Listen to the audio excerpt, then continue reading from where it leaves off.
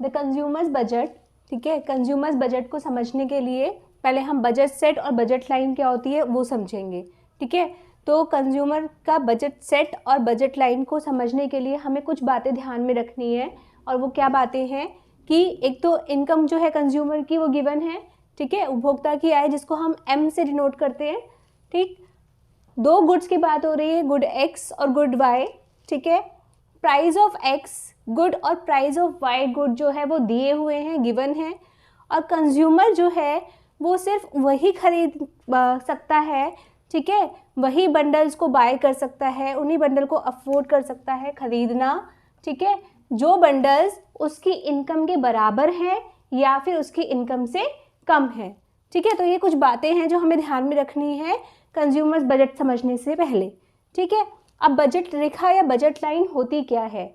तो budget line combinations of goods हैं, ठीक है, जो कि कंज्यूमर खरीद सकता है जब अपनी पूरी इनकम को, पूरी आय को खर्च कर देता है दी हुई कीमतों पर, ठीक है। जो भी मार्केट प्राइस गिवन है गुड एक्स के और गुड वाई के, ठीक है, उन पे जब वो अपनी पूरी इनकम को खर्च कर देता है तो वो जितनी क्वांटिटी गुड एक्स और गुड वाई की परचेज कर पाता है, अफोर्ड कर पाता है, ठीक है, उसको हम कहते हैं बजट लाइन, ठीक है।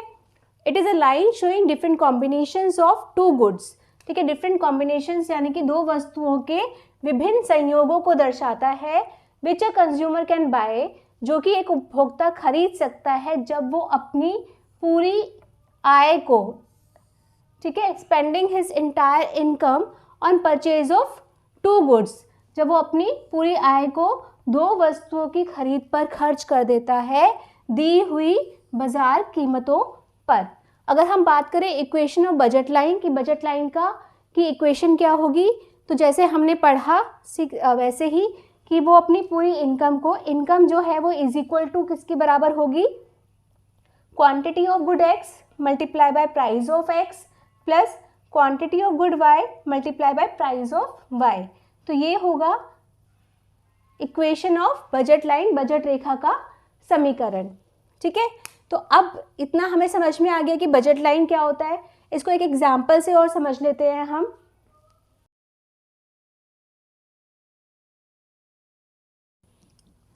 तो एक एग्जाम्पल ले लेते हैं हम, ठीक है, जिसमें हम ये मान लेते हैं कि जो कंज्यूमर की इनकम है वो ₹60 है, ठीक है।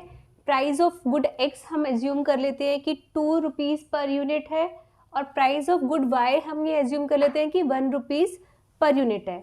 और एज वी नो कि जो इक्वेशन है बजट की, बजट लाइन की, वो होती है income is equal to quantity of X multiply by price of X plus quantity of Y multiply by price of Y, ठीक है। तो अगर यहाँ पे हम देखें कि अगर गुड एक्स की यूनिट को कंज्यूमर कंज्यूम बिल्कुल भी नहीं करता तो वो कितनी यूनिट जो है वो वाई गुड की कंज्यूम कर सकता है, यानी कि वो अपनी एंटायर इनकम जो है वो गुड वाई के परचेज पे स्पेंड कर रहा है। तो क्योंकि गुड वाई का प्राइस ₹1 है तो इसीलिए वो 60 क्वांटिटीज़ परचेज कर सकता है गुड वाई की, ठीक है। फिर अगर वो इंक्रीज़ करता है 0 से 10, ठीक है, 10 उसने क्वांटिटी इंक्रीज़ की, तो 10 का मतलब क्या हुआ यहाँ पे कि उसकी इनकम कितनी खर्च हो गई, क्योंकि गुड एक्स का प्राइस कितना है 2, तो उसकी इनकम यहाँ पे खर्च हो गई 20,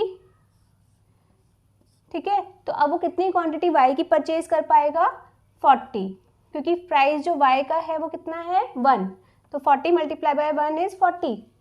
उसके बाद उसने इंक्रीज़ की 20, तो यहाँ पे उसकी इनकम कितनी स्पेंड हो गई 40, तो अब सिर्फ वो 20 क्वांटिटी जो है वो परचेज कर पाएगा गुड वाई की, और यहाँ पे उसकी इंटायर इनकम जो है वो खर्च हो जाती है गुड एक्स के परचेज पे, तो वो 0 क्वांटिटी परचेज कर पाएगा वाई की। अब इसी को अगर हम ग्राफिकली प्रेजेंट करें तो हमने यूनिट ऑफ एक्स गुड जो लिए है वो लिए है हमने एक्स एक्सेस पे, और यूनिट ऑफ वाई गुड लिया है वाई एक्सेस पे। तो जब हम इसको प्लॉट करेंगे कि 0 यूनिट जो कंज्यूम कर रहा है वो एक्स गुड की, तो वो 60 यूनिट्स कंज्यूम कर पा रहा है या अफोर्ड कर पा रहा है वाई गुड की। तो फर्स्ट पॉइंट, ठीक है। फिर 10 पे 40, फिर 20 दोनों यूनिट्स, और फिर 30 एंड 0, इसको हमने ज्वाइन किया तो ये हमारी हो गई बजट लाइन, बजट रेखा, या इसको प्राइस लाइन या कीमत रेखा भी कहते हैं।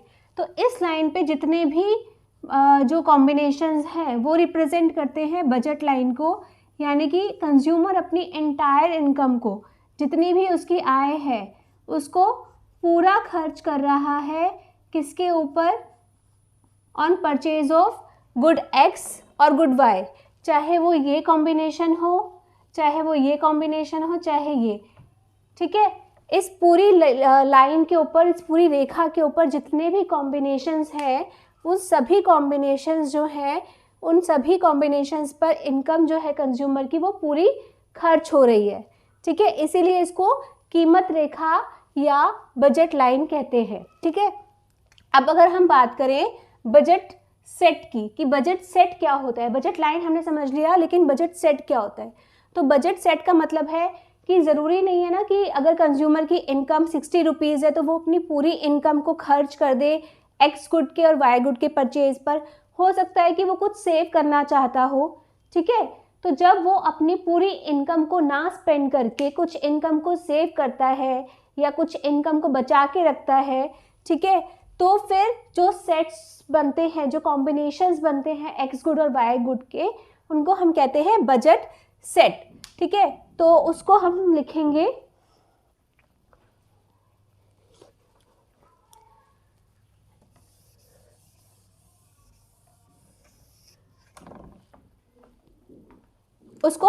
ऐसे कि उसकी इक्वेशन क्या बनेगी, m होगी equation of budget set, equation of budget set,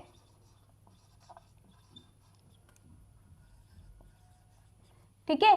budget set का समीकरण जो होगा वो होगा कि जो इनकम है कंज्यूमर की वो पूरी स्पेंड ना करके, या तो वो पूरी स्पेंड कर रहा है या कुछ बचा रहा है, ठीक है। जबकि बजट रेखा में वो अपनी पूरी इनकम को खर्च करके जो भी कॉम्बिनेशन ऑफ गुड्स अफोर्ड कर सकता है हम उसको दर्शाते हैं।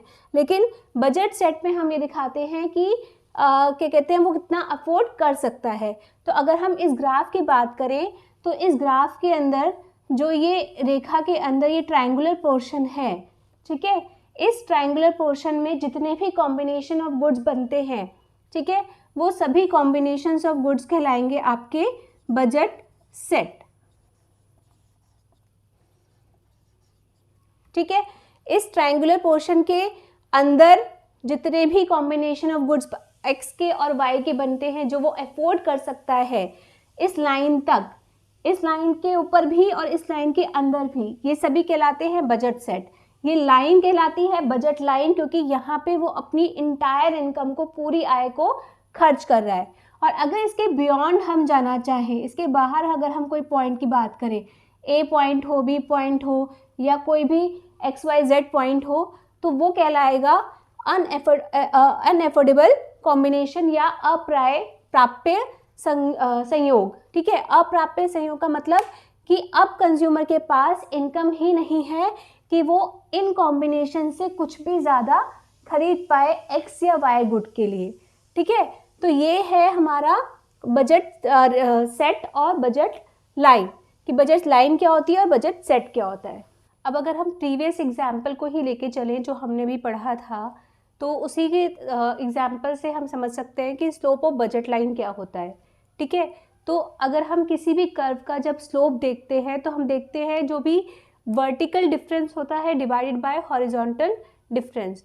तो ये जो ग्राफ हमने प्रीवियस एग्जाम्पल में बनाया था उस हिसाब से अगर देखें तो अगर हम यहाँ पे देखना चाहें कि आर और एस का स्लोप क्या होगा, आर और एस पॉइंट के बीच में स्लोप क्या होगा, तो वर्टिकल डिफरेंस क्या आ रहा है यहाँ पर आर और एस के बीच में, वर्टिकल डिफरेंस देखा जाए तो चेंज इन वाई है, ठीक है। तो चेंज इन वाई और हॉरिजॉन्टल डिफरेंस क्या है हमारा, चेंज इन एक्स, एक्स की क्वांटिटी में चेंज है हॉरिजॉन्टल डिफरेंस और वर्टिकल डिफरेंस है वाई की क्वांटिटी में चेंज, ठीक है।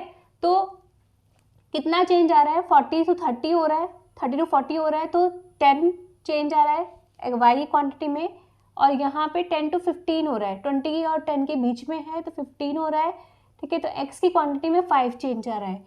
तो वर्टिकल डिफरेंस डिवाइड करेंगे हॉरिजॉन्टल डिफरेंस से तो हमारे पास आ रहा है 2:1, जो कि क्या है, price of X upon price of Y, जो हमने एग्जाम्पल में देखा था। तो basically slope of budget line क्या होता है, change in y upon change in x, या हम इसको कह सकते हैं कि price of x divided by price of y जो है ये स्लोप ऑफ बजट लाइन होता है। ठीक है।